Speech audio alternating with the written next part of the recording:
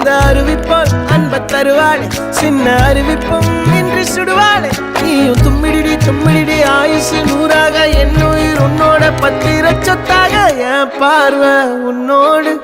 உன் பொம்மை கண்ணோடு பேசாமல் விண்ணோடு நாம் மிதந்து போவோம் காதாரா அடியாளோ